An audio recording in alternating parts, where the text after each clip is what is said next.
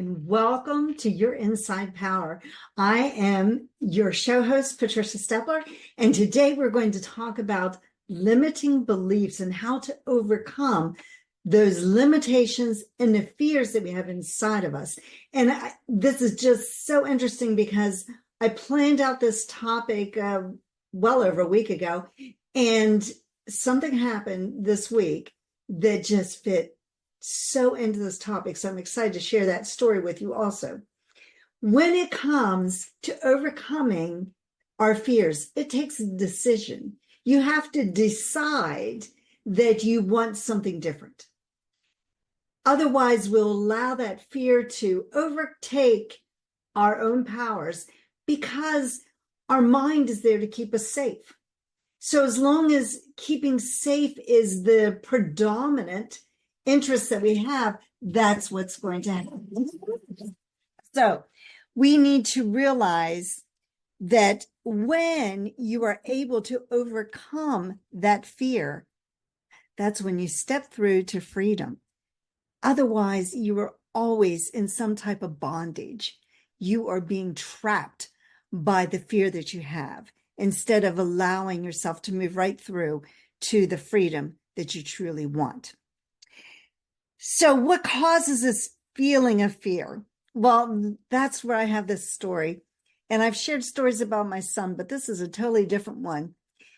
So earlier this week, a few days ago, my son called me and he said that he was looking to apply for another job. And the job happened to be in Japan. And, I was excited for him because I think it's a great opportunity. But on the other hand, all these thoughts came rushing into my mind as to all the reasons why maybe I was a little apprehensive about him going. So he applied for the job and he actually had an interview for the job. And the interview went really well. And so the very next day, he texted me and said, "Hey, this interview went really well. Things are really moving quickly. And it looks like better than a 50% chance that I will get this job." Now, we still don't have information on that. But he said, when I talked to him, he said, on one hand, I'm really excited. And on the other hand, he says, I've got all this anxiety. And I said, well, that's totally natural. Now, let me explain why that happens. Because anytime you have fear, is there fear in him going to another country where he does not speak the language and where he doesn't know the customs and the culture? Absolutely. That would put fear in any of us. But there's also excitement because he knows that he's young. This is an opportunity of a lifetime, perhaps, and that he needs to be willing to overcome that fear. This is what happens inside your mind. And he said this, as long as it was just wouldn't this be cool, I had no problem. And that's the way the mind works. As long as it's just a thought, I'd like to do this. I'd like to build my own business. I'd like to, apply for that manager position. I want to be the CEO. As long as it's just a simple thought, nothing happens. You are fine with it. But once that thought gets moved into a possibility or into a reality or something that you decide to go for, that's when you have all this conflict inside of you. Why is that happening?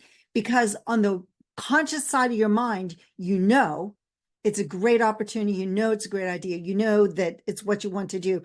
But subconsciously, your subconscious mind is there to protect you. And so your subconscious mind is saying, oh, you don't want to do that because, you don't want to do it. And that's what was happening to my son. He was probably having these thoughts of, are you crazy moving to another country? Are you nuts? That's half a world away.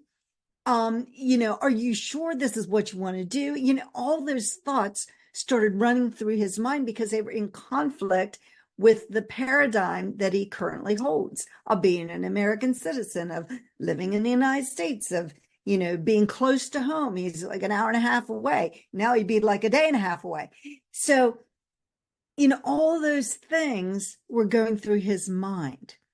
Recently I just moved, I was away in the South for school. I was, 600 miles away. I moved closer to home. And now I'm thinking of going, halfway around the world. All those conflicts were going through his head. Perfectly natural. It's the same thing that happens to all of us. When we want to step out and do something different, we have this fear. Now that we've changed that idea into this is what I want to do, or this is what I think I want to do, or this is what I contemplate doing, then all hell breaks loose. And that's what happens to us. And you go into a frequency which you're not familiar with. And you go into these ideas which you're not familiar with. And if you keep moving, eventually it becomes your norm. Now, if he indeed gets this job in Japan and goes there, and then another job comes available in, say, France, he'll go through that emotion again of moving, but he'll go through it with the knowledge, hey, I've done this before, I can do it again. And that's what happens to us. Same thing happens with some people, and they're afraid to travel someplace. I have a friend who doesn't want to travel overseas.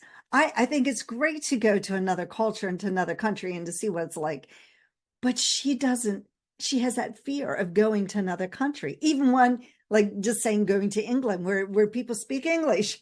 She has that fear, and that stops her. If she would just break through, she would see the wonder of seeing the world and seeing, different aspects in different cultures.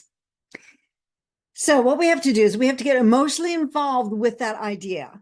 So whatever that idea is that you really want to do, or that fear, like moving to Japan, you have to get emotionally involved in it.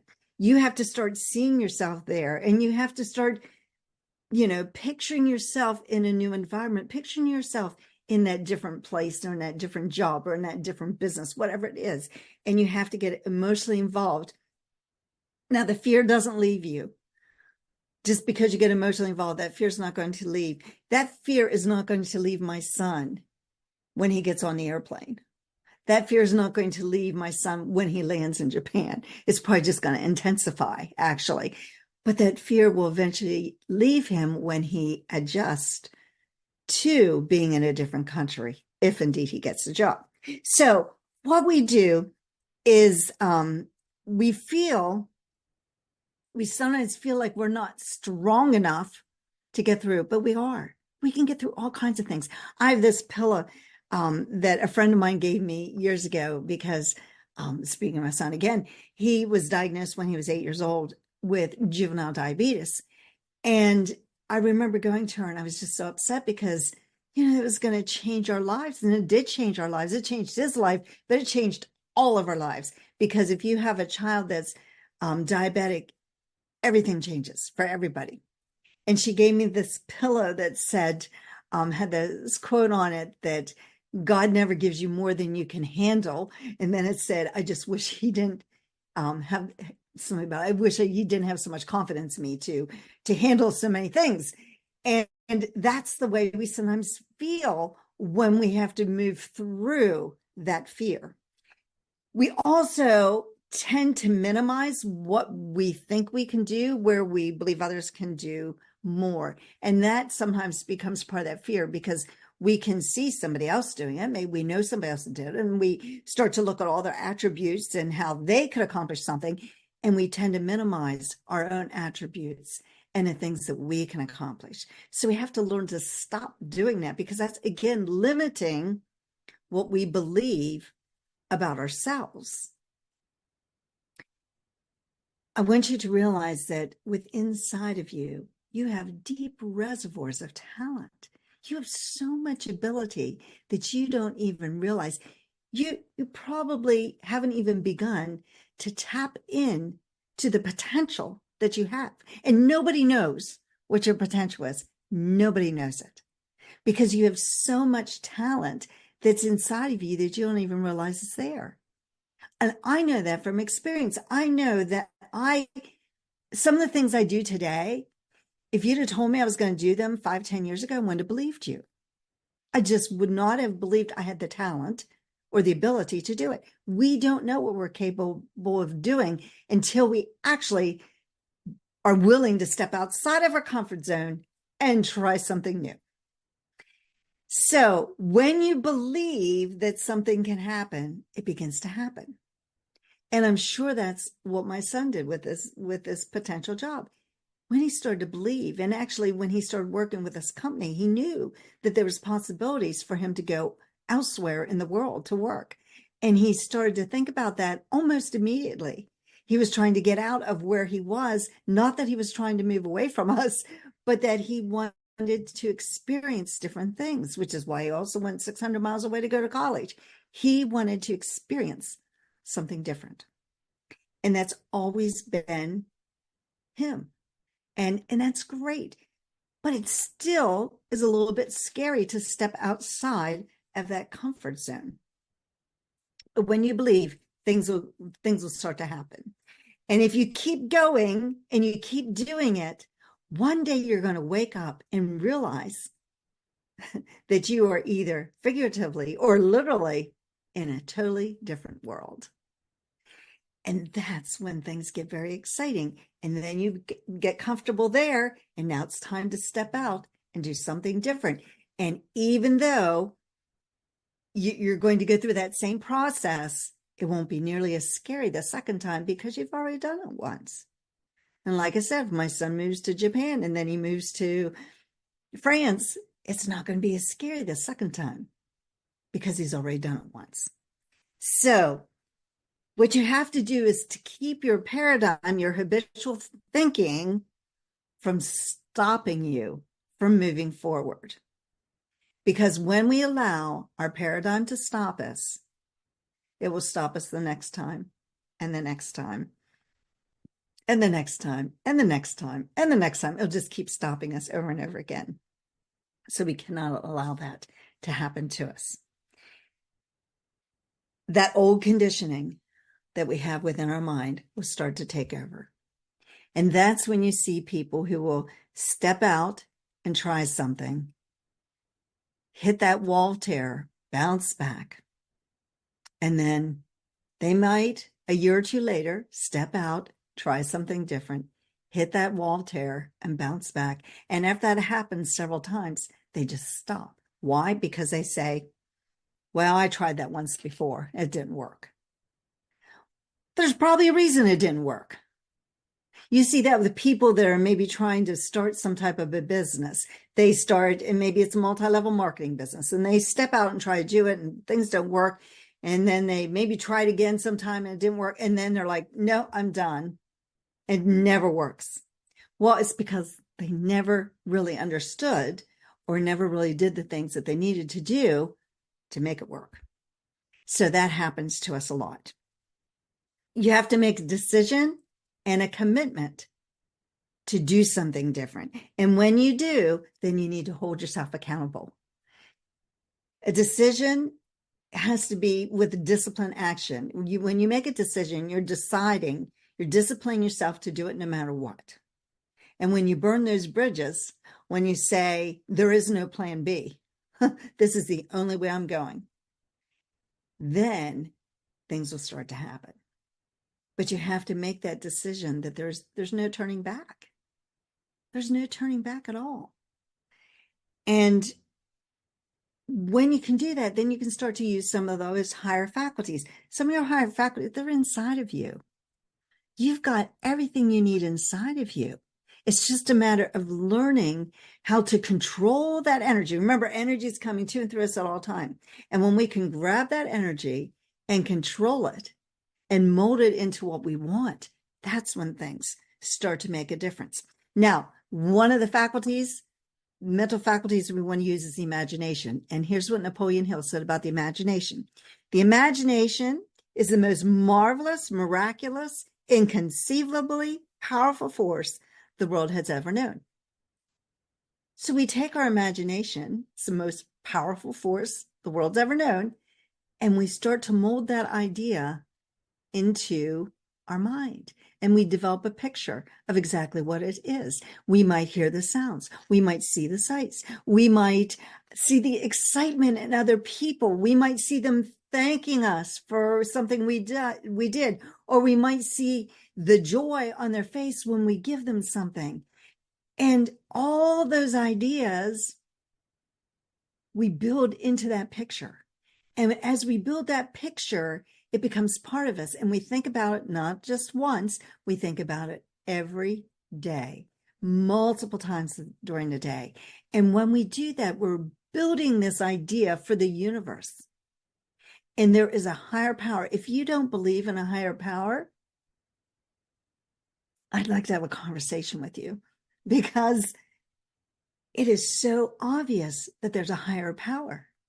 Even our most high-skilled scientists believe there is a higher power out there, because things happen with precision that could only been set in place by a higher power. Now, whatever you call that higher power, universal intelligence, source energy, higher power, God, Buddha, whatever name you give to that higher power, it's pretty obvious that there's something out there that has put all this into motion. And we are just a small part of that higher power. So when we look at this, we have to learn to shut down our senses, because when we view the world with our senses, we're seeing what's there instead of seeing what we want to see as there, and building our own reality. And you see, when we do that, we're being influenced by others. We need to be influenced just by us, and understanding that we have the power inside of us to create the world that we want, and the reality that we want to live in. So imagination, we build the image, and then we hold it with the will. You hold that image tight in your mind until it becomes a reality. It has to become a reality. Now, here's the problem that most people have. They keep changing it.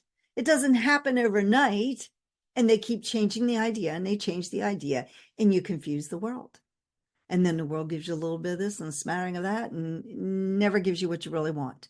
So you have to hold the image, hold it with the mind. And here's what happens. Many times when I work with my clients, I'll have them write down like a bunch of different goals, and I'll say, pick one and let's concentrate on one. And what happens is a lot of times they'll pick a goal, and a lot of those other goals, I'll just call them sub goals, they start to accomplish them along the way, because as they reach toward this one goal, all these other things start to happen, and they start to accomplish them too, even though that wasn't the main goal they were working on. So when you do this, when you build that image and you concentrate on it and you hold it in your will, that's when the magic starts. And that's when you start to see things happening, and they happen in your life, and you start to find the opportunities. Now, many of us walk by multiple opportunities every single day and miss them because we're not being aware of what's going on around us. So we need to build that awareness. And when we do, what happens is it starts to change our vibration. So we have this idea, and we keep getting this image, and we keep creating that image. And as we do, it shifts something inside of us. You feel the shift. You'll feel your emotions changing. You'll feel that you're different than you were the day before or a week ago. And you're shifting your vibration. And that's so important, because whenever you have a goal, you're here right now, but your goal is way up here. And so in order to reach that goal up there, you have to become this person that's up here, and you have to shift your vibration. So when you're shifting that vibration, realize that you're moving to a higher level. Caution. If you feel that shift of vibration, you're feeling very depressed or very down, you're shifting it the wrong direction. But when you shift in the right direction, you're going after your goal, you'll feel an elation, you'll feel happy, you'll feel excited. And that's when you know you're shifting your vibration in the right direction. So we shift the vibration, and our world will begin to change. And our mind, we need to work on our mind and our thinking, just like we work on a physical body. You know, people realize they need to exercise, go for walks, lift weights, all kinds of things like that. But we also need to exercise our mind. Our mind has to be developed too. And so how do we exercise our mind? By meditation, by visualization, by reading and studying and having uplifting materials. That's how we work on our mind. And it takes practice. It's not going to happen overnight. I remember the first time I had a coach tell me to journal. Sit down for 15 minutes, set a time clock, set for 15 minutes, and write down what comes to your mind. And I remember for about the first week, just sitting there, I'm thinking, nothing is coming to my mind. This is a waste of my 15 minutes. Nothing's happening. And then one day, I just put my pencil down to the paper. I started to write, and I started to write, and I started to write. And then pretty soon, instead of just sitting there for 15 minutes, that 15 minute, when that timer went off, I had to stop my writing. And then one day I thought, wonder what I wrote. And I looked back, and what I realized is I had some wonderful ideas that I didn't even remember writing. So my point is that it doesn't come easily. You have to keep practicing and practicing. And so if it doesn't happen the first day, try it again, try it again, try it again until it does happen. But the laws work, and the laws work in a very structured way. Just like you have daylight and sunlight. You know the sun's going to come up, sun's going to go down. The Earth's still going to be spinning around 24 hours a day. Tide goes out, tide comes in. It's going to happen every day. So just like that precision of those laws of the universe, there are also laws of the universe that impact our lives. And in fact, I'm going to be spending a good portion of this year working on those laws of the universe, so you understand how the laws impact your life, whether you were aware or not. But that's for the next session. So we have to study and build the understanding of what it takes. And then we have to have faith. We have to have faith and belief that's going to happen.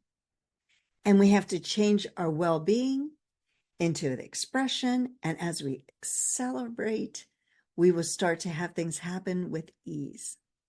And it's just a process. And once you learn the process, you can repeat that process over and over and over again. I want you to understand this. The moment belief matches any state and fuses with it, the union results in activision and projection, plans and conditions and circumstances. That's what Bob Proctor shared with me. The moment belief matches any state, it will fuse with it. It becomes one with it. And then because of that, you will start to see the projections, the plans will start to come to you. The ideas will start to come to you. The people, the opportunities, they'll all start to come to you in a precise way. And this new awareness becomes your new home, because now you have a higher level of awareness than you did previously, and it becomes your new home. When we see the reality shaping, it starts to mold the imagination. We see it coming forth, and we start to imagine more, and we see it coming, and we imagine more, and we see it coming. And that's just the process. So get emotionally involved. When you get your emotions involved in it, it makes it come faster. I don't know why. It's just something that, again, it's a shift in the vibration. But when we get emotionally involved, it will move it faster for us. So get emotionally involved. Hold it in your heart's desire, and you will attract all things required to fulfill that desire. And you'll be in a harmonious vibration with the law of attraction. So you have to get in harmony with the good that you want. You have to see the good that you want. You have to fuse with the good that you want, so that you're utilizing as much as you can. Hope or wish will do nothing. And that's what most people have. They hope something will change. They wish something will change, but they don't believe it. And they have not set out to change anything, as I'm sharing with you today. And so therefore, nothing's going to happen. When you buy into the idea, you get in harmony with the goal and you desire it. A burning desire is what Napoleon Hill always talked about. You have to have a burning desire. It can't be a mere wish or hope. It has to become a burning desire, something that has to happen. And when it has to happen, that's when things start to come into place. Conscious choice, and you will start to organize the mind. You intensify wisdom. And wisdom comes with knowledge. Sometimes people think that, in fact, I heard somebody just say today that as they get older, they get wiser. Not everybody does. That's not true. We hope that as we get older, we become wiser, but not everybody does. The people who become wiser are the ones who think, who read, who study, who have different experiences, and they learn from those experiences. They become wiser. Some people never change. They never become wiser. They may think they're wiser, but they're really not. And you want to become that wiser person. You want to gather the knowledge. You want to understand the universe and what's happening. And you have to hold the vision of the person that you want to be. Chances are that goal is not the person that you are today, because if it was, you'd already have it and wouldn't be a problem. And as I'm saying that, I'm thinking of a big goal that I have right now that I want to accomplish. I'm doing the exact same thing I'm telling you to do. And the reason I'm doing it is because I desire to have this happen. And I desire to have it happen quickly. So I'm holding the vision, but the person I am today is not the person I need to be in order to accomplish that goal. So what do I need to do? I need to see myself as the person that I need to be in order to have that goal. And as soon as I do that and I fuse with that state, that goal will start to come towards me as I start to move towards it. And that's just the way the laws work. Now, as I said, in the next year, next 30 or 40 episodes, I'm going to be going through a lot of the universal laws, because people don't know these, and they don't realize that what you do impacts your results and your reality. And if we don't understand the laws and we don't understand how to utilize them, we will constantly be out there just allowing the world to just toss us around.